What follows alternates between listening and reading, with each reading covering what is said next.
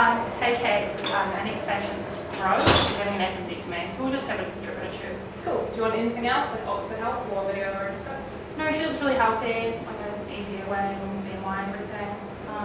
Yeah, actually, Peter, do you want to have a go doing it? Sure.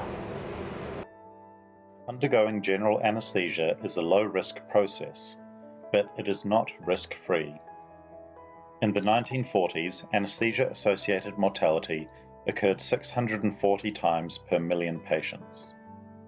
Today that number has reduced to 4 in a million, largely due to improvements in safety standards, staff training and equipment.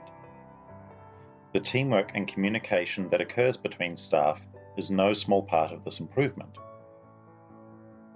During intubation, teamwork and communication is at its most essential, and this is precisely when it is most difficult to do well.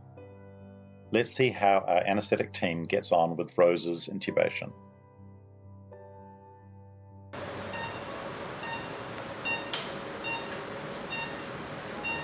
Alright, so we've got her mouth to open up, yeah.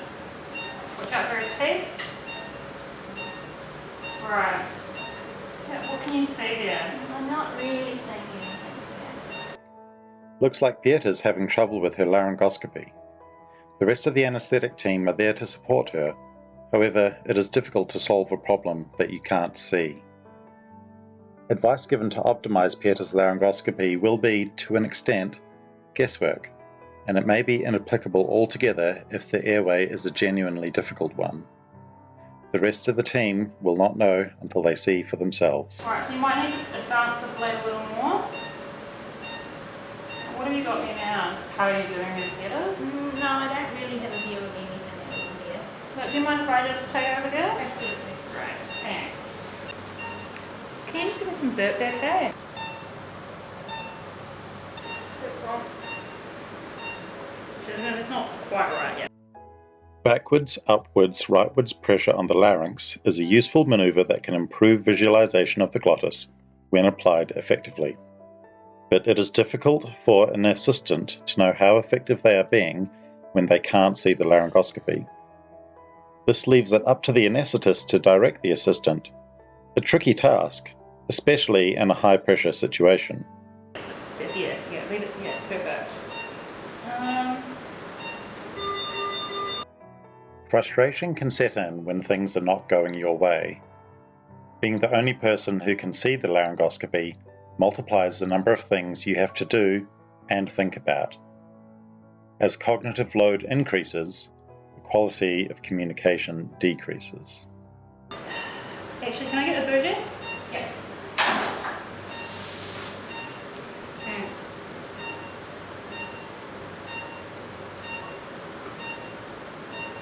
Right, you've moved your hand now. Okay, yeah. Alright, can you put that on there, thanks? Finally, the anaesthetic team have got the tube going into the right place. Or do they? The anaesthetist thinks she has done it right, but nobody is able to confirm or to contradict, because they have not seen the laryngoscopy. Right.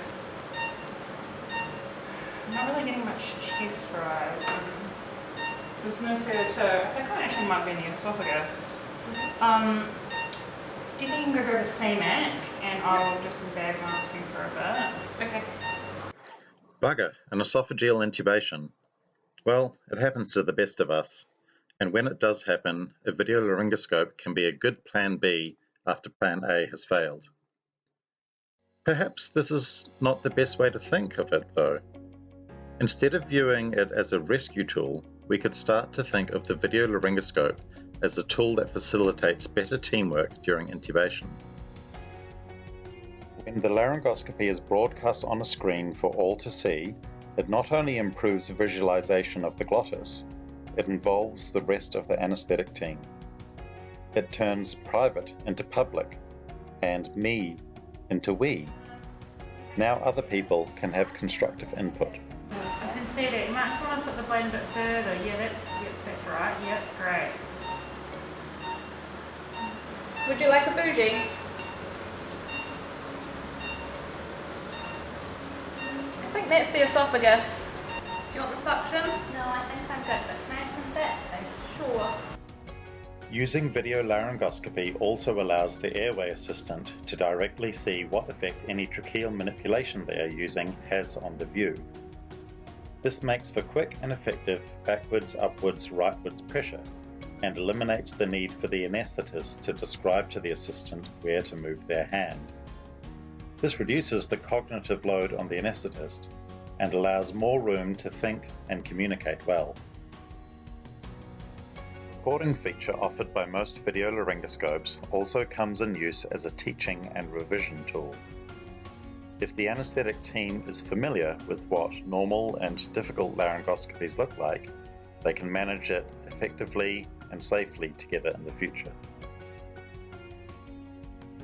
Perhaps you will consider making the videolaryngoscope another important part of your team.